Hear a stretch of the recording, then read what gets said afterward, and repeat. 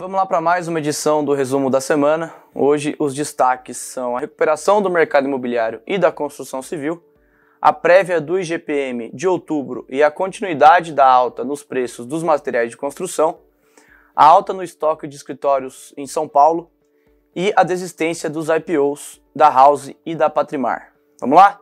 Roda a vinheta.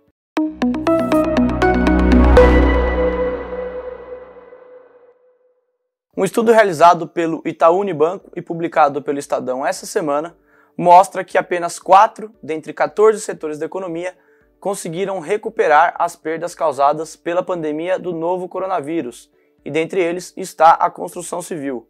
De acordo com a pesquisadora Silvia Matos, do Instituto Brasileiro de Economia da FGV, essa recuperação foi puxada pela demanda habitacional, tanto na venda de imóveis novos, como na reforma de imóveis antigos, com alto impacto na demanda por materiais de construção.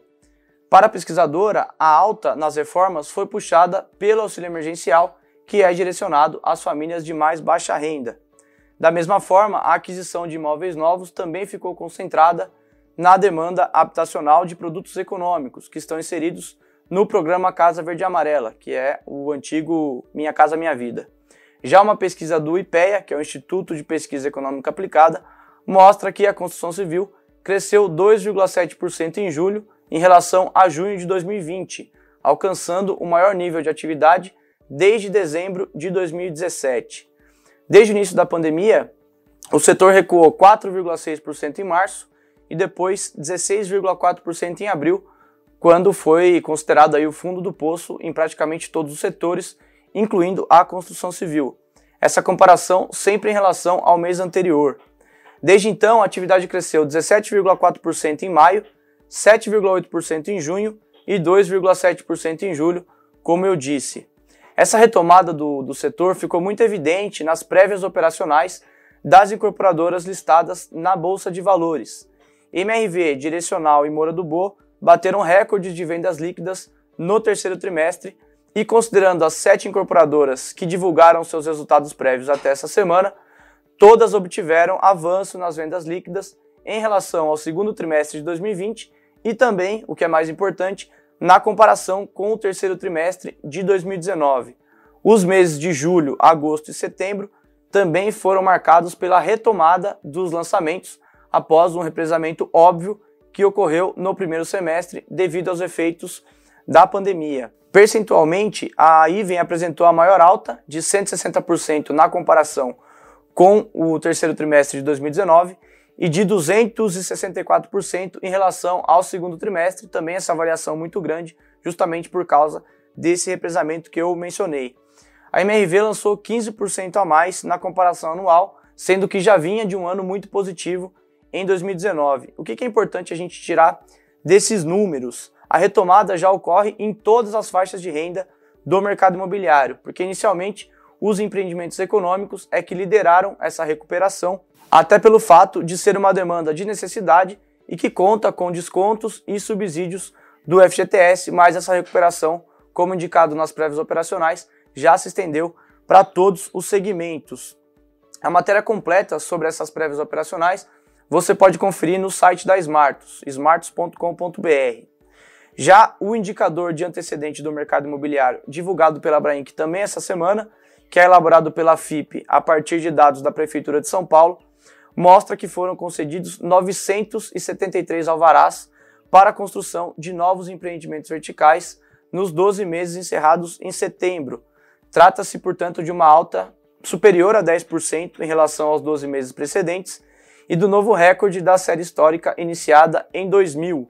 Segundo a Abrainc, que divulgou, como eu disse, os dados essa semana, na quarta-feira, os alvarás concedidos têm potencial para gerar 73 bilhões de reais em investimentos na execução dos projetos e também de gerar 1.700.000 empregos, considerando os efeitos diretos, indiretos e induzidos. Então, esses primeiros 3 destaques que eu trago no resumo da semana mostram realmente a retomada do mercado imobiliário e, consequentemente, da construção civil.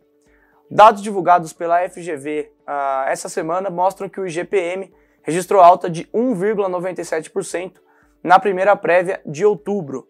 Apesar de elevado, esse indicador apresentou uma desaceleração em relação a setembro, quando a primeira prévia foi de 4,4%. No final do mês, a variação do IGPM em setembro foi de 4,34%.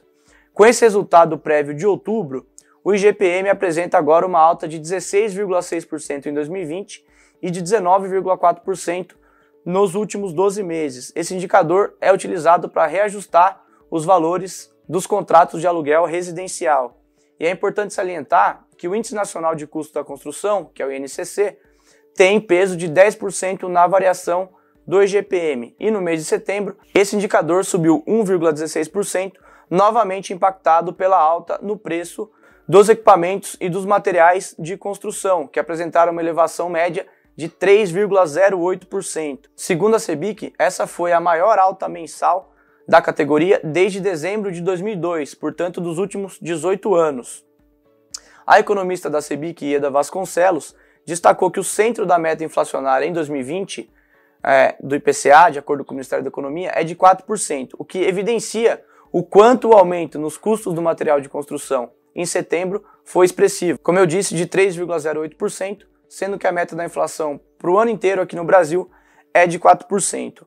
Nos primeiros 9 meses do ano, o INCC subiu 4,88% e no acumulado de 12 meses, essa alta é de 5,33%. A disparada nos preços dos equipamentos e dos materiais de construção preocupa bastante o mercado imobiliário, essa alta que se acentuou nos últimos 4 meses, porque fatalmente pode haver uma revisão dos contratos e um aumento do preço dos imóveis justamente no momento de retomada da demanda, como eu mostrei aqui no resumo da semana anteriormente.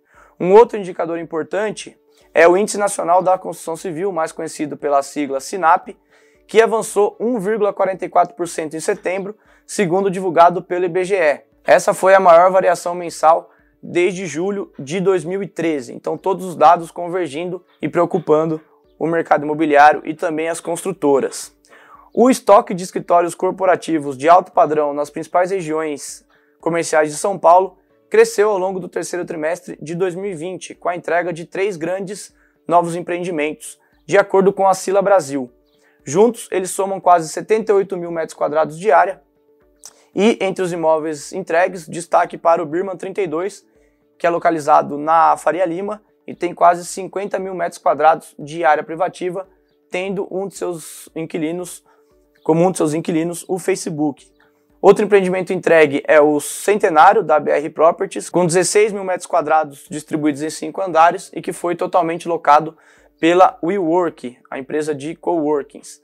E o terceiro empreendimento, entregue nessas regiões conhecidas como CBD, é o Safra Frei Caneca, localizado na região da Paulista, com 14 andares de escritórios de alto padrão.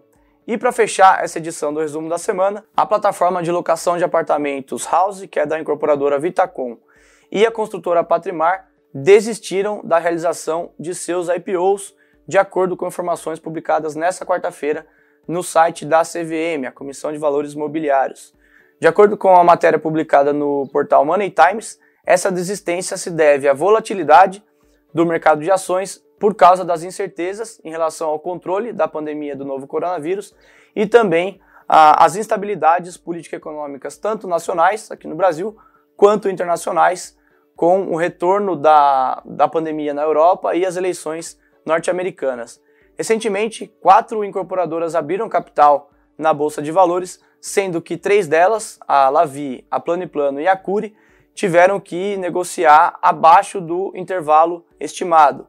Elas abriram capital com preço menor do que aquela faixa indicativa de preço. E a Munich Even, que é a 4ª incorporadora, abriu o capital, realizou seu IPO, vendendo as ações no piso da faixa indicativa.